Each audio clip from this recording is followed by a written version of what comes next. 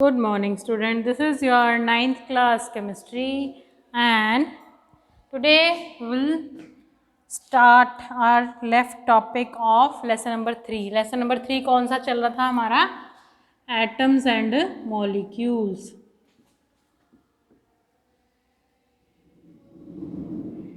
ठीक है. Atoms and molecules में हमने क्या किया था कि एटम्स बहुत छोटे होते हैं, Dalton atomic theory, laws of combination और मोलर मास. ठीक है. और एलिमेंट, मॉलिक्यूल और कंपाउंड में डिफरेंस, जैसे कि आपका Cl और Cl दो एटम हैं, मिल करके Cl2 बनाते हैं. कार्बन और ऑक्सीजन मिल करके दो ऑक्सीजन के ठीक है, मिल करके क्या बनाते हैं? Carbon dioxide. ठीक है. नाइट्रोजन और 3 हाइड्रोजन के एटम मिल करके क्या बनाते हैं? अमोनिया. ठीक है. तो इसमें देखो 2 एटम मिलके ये बना रहे हैं, 3 एटम मिलके ये कार्बन डाइऑक्साइड बना रहे हैं, इसमें 4 एटम मिलके अमोनिया बना रहे हैं. इसमें सेम टाइप ऑफ एटम है, सेम टाइप के एटम है. ये एलिमेंट है आपका. डिफरेंट टाइप के एटम आ जाते हैं तो कंपाउंड आ जाता है आपका. ठीक है, कंपाउंड. और एलिमेंट और कंपाउंड दोनों ही क्या होते हैं? Molecule. Molecule of chlorine, molecule of carbon dioxide, molecule of element, molecule of compound. तो मॉलिक्यूल 2 पार्ट्स में डिवाइड होता है, एलिमेंट और कंपाउंड में. एलिमेंट में क्या होता है? Same type of atom. Compound क्या होता है? Different type of atom. ठीक है.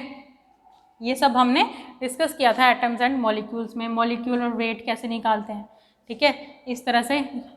मॉलिक्यूलर वेट कैसे निकालते हैं? आपके जो आपका एटम है, जैसे हमें इसका मॉलिक्यूलर वेट निकालना है. नाइट्रोजन का कितना होता है? 14.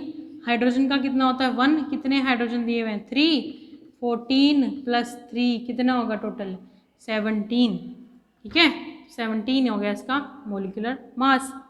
और U से डिनोट करते हैं इसको. एटॉमिक मास यूनिट होता है वैसे तो पूरा, और उसे यूनिट में कन्वर्ट कर दिया, मतलब U तक उसे कट कर दिया. A और M को हमारे किसने? IUPAC ने.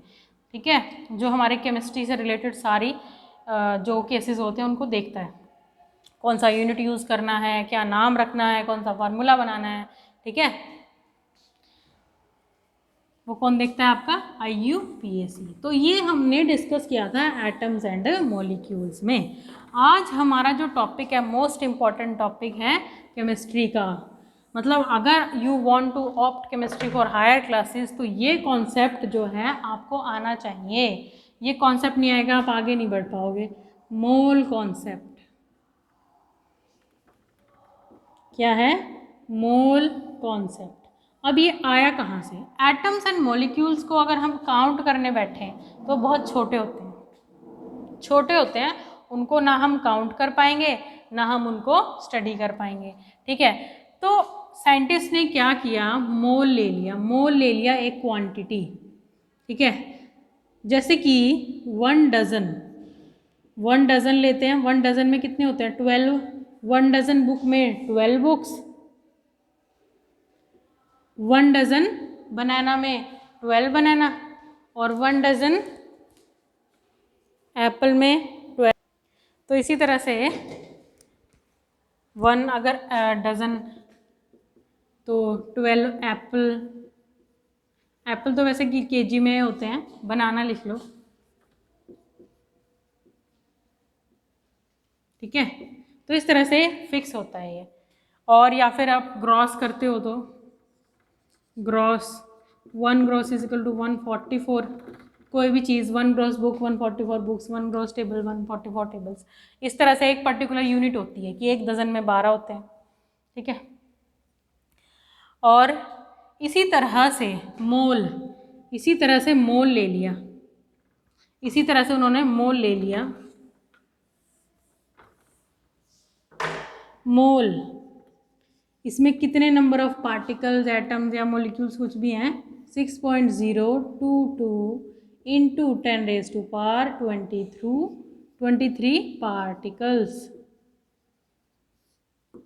ठीक है, मोल्स क्या है? 6.022 into 10⁻23 particle. Moles of anything, moles of anything, किसी भी चीज़ के मोल्स किसके इक्वल होते हैं?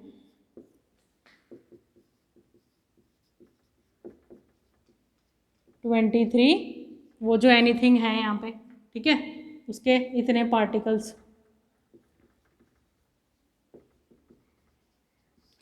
1 मोल ऑफ वाटर तो इतने particle of water, 1 mole of ammonia तो इतने particle of ammonia, 1 mole of oxygen तो इतने पार्टिकल ऑफ ऑक्सीजन। तो मोल 1 mole of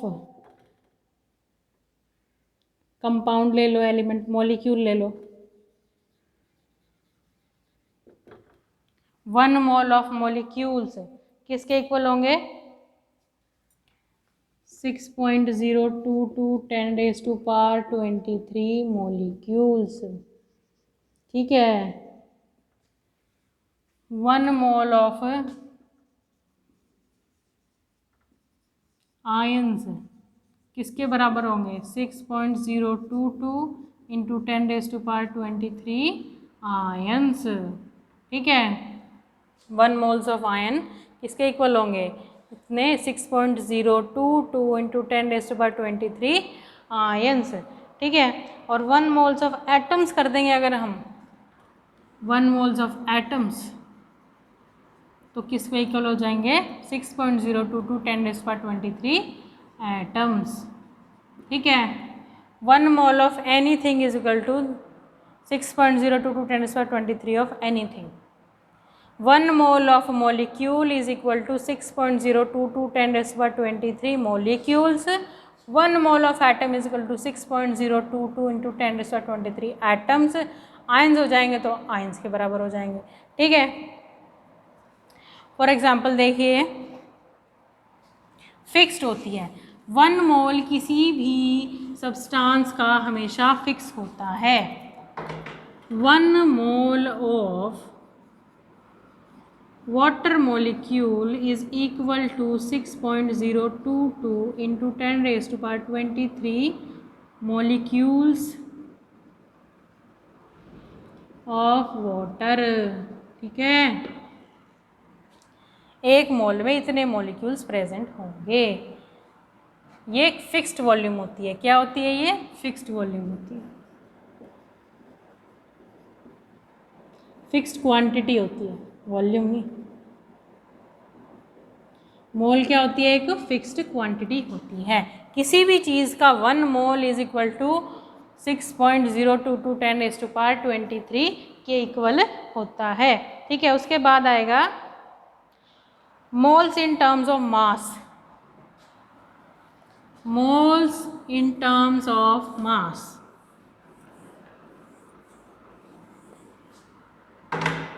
moles in terms of mass, मास की टर्म में मोल्स कैसे लिखते हैं हम?